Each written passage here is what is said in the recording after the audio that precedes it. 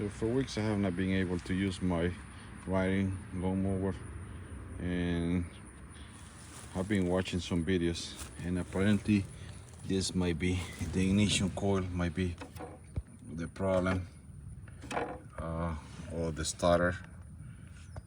But then watching more other videos, I came to the conclusion that actually might be the ignition. So I'm gonna replace that.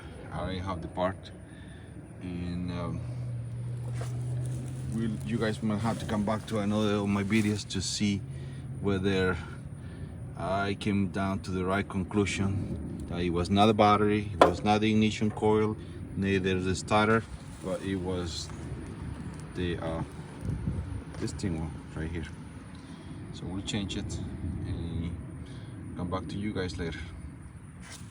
Wish me good luck.